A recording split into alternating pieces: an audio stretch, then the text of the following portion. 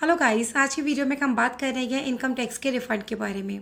तो वो लोग जिन्होंने असेसमेंट ईयर 2023-24 के लिए अपना रिटर्न फाइल कर दिया है बट अभी तक उनका रिफंड इशू नहीं हुआ है, उनके रिफंड की टाइम लिमिट क्या होती है, किस तरह से वो अपने रिफंड का स्टेटस चेक कर सकते हैं, अगर आपका रिफंड फेल हो रहा है तो उसके क्या रीज़न हो सकते हैं, साथ ही किस तरह से आप इनकम टैक्स के पोर्टल पे जाकर अपने इनकम टैक्स रिफंड को रीइश्यू कराने की रिक्वेस्ट रेज कर सकते हैं। इन सब चीज़ों के बारे में आज बात करेंगे। तो विदाउट एनी डिले चलते हैं स्क्रीन की तरफ और स्टार्ट करते हैं आज का वीडियो।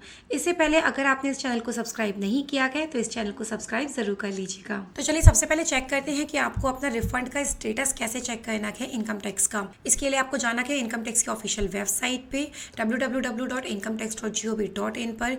यहाँ पर जाने के बाद में आपको क्लिक करना है नो योर रिफंड स्टेटस पे। यहाँ पर आप एंटर करेंगे अपना पैन, असेसमेंट ईयर और मोबाइल नंबर। इसके बाद आपको क्लिक कर देना है कंटिन्यू पर। अब आपके मोबाइल नंबर पे OTP रिसीव होगा, उसको आपको यहाँ पे एंटर कर देना है। उसके बाद हम क्लिक करेंगे कंटिन्यू पर। यहाँ पर ये हमें बता रहे हैं कि हमारा रिफंड अभी इशू नहीं हुआ है।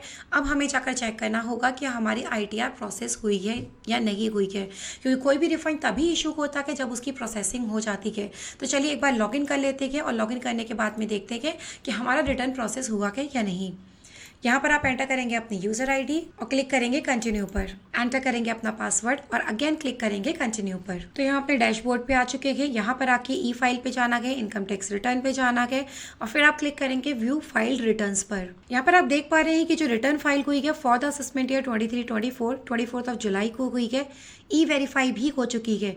यहाँ हमें इस बात का ध्यान देना बहुत ज़रूरी है कि return submission is not sufficient for your refund. आपकी रिटर्न तभी प्रोसेस होगी जब आप उसे वेरीफाई करा देंगे। वेरीफाई या तो आप उसे ई वेरीफाई करा सकते हैं, अदरवाइज आप उसको with in 30 days CPC Bangalore के एड्रेस पे सेंड जरूर करेंगे। और अगर आप ऐसा नहीं करते हैं तो आफ्टर 30 डेज आपका रिटर्न इनवैलिड मान लिया जाएगा।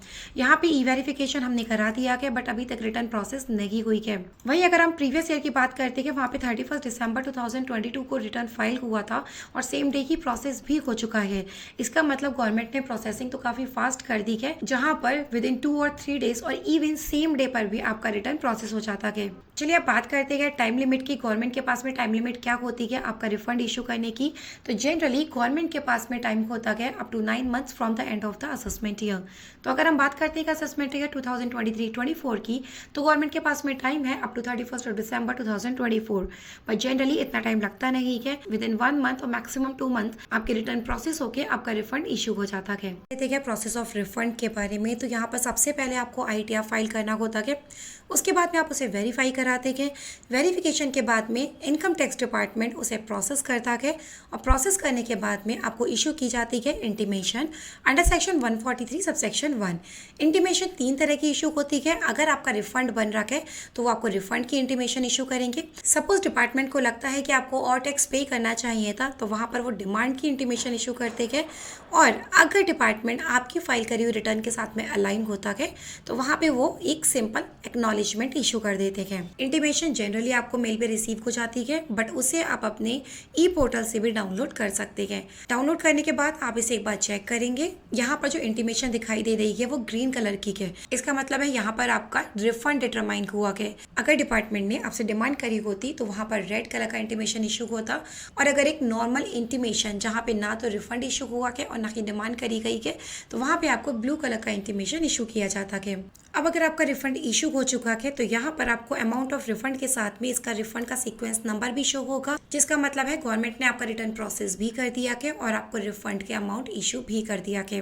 रिफंड के अमाउंट को आप यहाँ पे स्क्रॉल डाउन करके देख सकते हैं। जैसा कि आप देख पा रहे हैं, as provided by tax payer, refund की अमाउंट थी 39,840 rupees, but as computed under section 143 subsection 1 amount है 40,630 रुपीज, जो कि SSC की अमाउंट से ज़्यादा है। जनरली ऐसा हो जाता है क्योंकि गवर्नमेंट रिफंड इशू करने में जितना टाइम लेती है उतना कि उसको उस पर इंटरेस्ट पे करना होता है।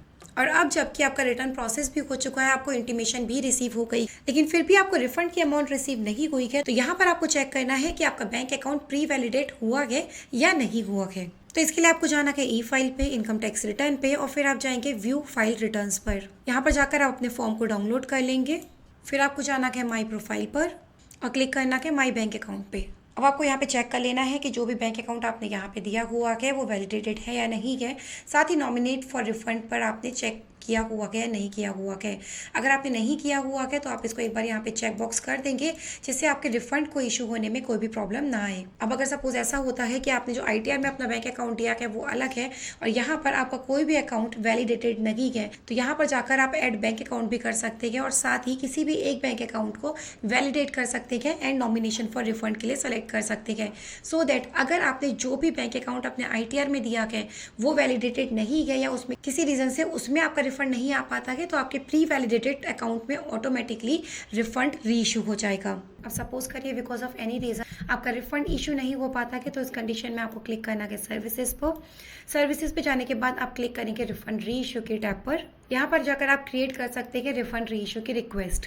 बट इससे पहले मेक श्योर जब आप रिफंड के री इशू की रिक्वेस्ट रेज कर रहे होंगे आप अपना account bank account pre validate जरूर करा सकें, जिससे दोबारा आपके रिफंड को री इशू होने में कभी कोई प्रॉब्लम ना आए।